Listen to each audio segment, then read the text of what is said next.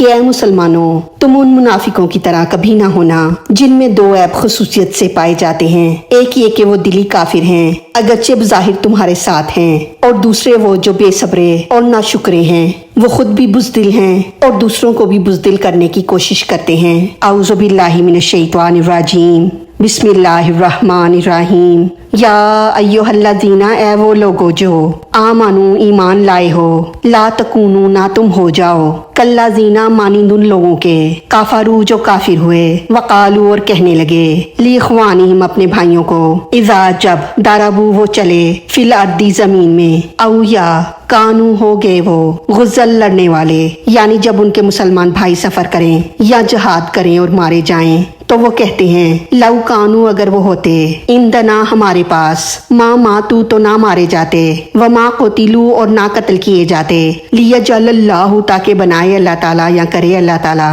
ذالک یہ یا اس کو، حسرتاً پچھتاوا، فی قلوبہم ان کے دلوں کا، واللہ اور اللہ تعالیٰ، یحیی زندگی دیتا ہے، ویمیت اور مارتا ہے، واللہ اور اللہ تعالیٰ، بما جو تعملون تم عمل کرتے ہو، بصیر دیکھنے والا ہے۔ یا ایھا الذین، اے وہ لوگو جو آمنو ایمان لائے ہو، لا تکونو نہ تم ہو جاؤ، کالذین مانند ان لوگوں کے، کافروا جو کافر ہوئے، یعنی اے ایمان والو تم کبھی بھی کافروں یعنی منافقوں کی طرح نہ ہو جانا یا کسی کافر کی مثل نہ ہونا۔ یہاں رب تعالیٰ نے مسلمانوں کو پہلے ایمان والے کہہ کر پکارا اور پھر حکم سنایا تاکہ اس پیارے خطاب کی لذت سے ان کی مشکل آسان ہو جائے۔ اگرچہ بظاہر یہ عہد کے مسلمانوں سے خطاب ہے، مگر حقیقت میں یہ سارے مسلمانوں سے خطاب ہے۔ کافروں سے یا تو سارے منافقین مراد ہیں، یا سارے کفار مراد ہیں، یا سارے کفار اور منافقین مراد ہیں، کیونکہ منافق بھی زبان سے تو مسلمان تھے مگر دل کے کافر تھے۔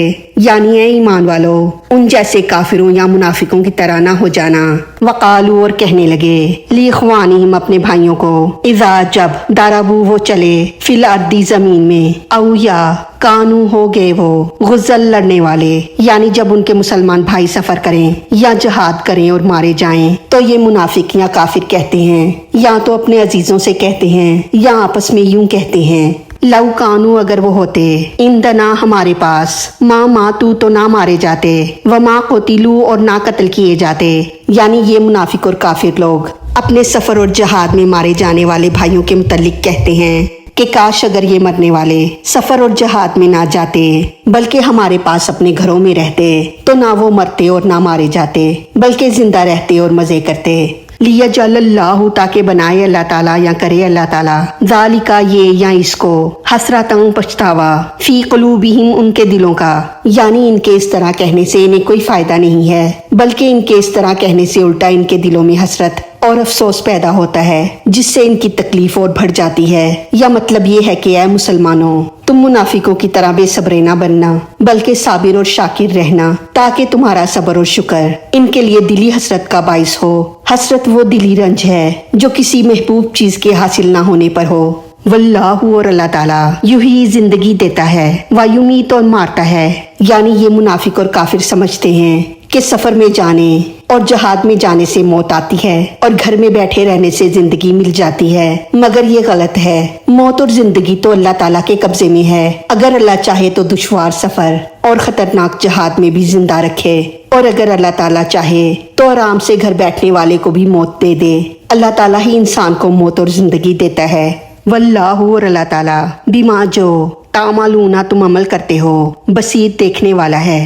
یعنی اے مومنوں اور کافروں جو کچھ تم نیک اور بد عمل کرتے ہو اللہ تعالیٰ انہیں دیکھ رہا ہے۔ اللہ تعالیٰ فرماتا ہے کہ ہم سب کچھ دیکھ رہے ہیں۔ اب اس آیت کا خلاصہ یہ ہے کہ اے مسلمانوں تم ان منافقوں کی طرح کبھی نہ ہونا جن میں دو عیب خصوصیت سے پائے جاتے ہیں۔ ایک یہ کہ وہ دلی کافر ہیں اگرچہ بظاہر تمہارے ساتھ ہیں، اور دوسرے وہ جو بے صبرے اور ناشکرے ہیں، وہ خود بھی بزدل ہیں اور دوسروں کو بھی بزدل کرنے کی کوشش کرتے ہیں۔ چنانچہ ان کا حال یہ ہے کہ جب ان کے ہم مذہب منافق یا ان کے رشتہ دار مسلمان کسی لمبے سفر پر جائیں، چاہے وہ سفر کاروباری سلسلے میں ہو یا کسی اور وجہ سے ہو، اور وہ اس سفر میں اتفاقاً فوت ہو جائیں یا پھر وہ جہاد میں جائیں اور وہاں شہید ہو جائیں، تو یہ ان کے رشتہ داروں اور عزیزوں کے پاس بڑے خیر خواہ بن کر پہنچتے ہیں اور بظاہر تو خیر خواہی کرتے ہوئے مگر حقیقت میں انہیں بزدل بنانے کے لیے کہتے ہیں کہ ہم نے تو پہلے ہی انہیں منع کیا تھا کہ تم نہ جاؤ۔ اگر وہ ہماری بات سن لیتے اور ہمارے پاس ہی رہتے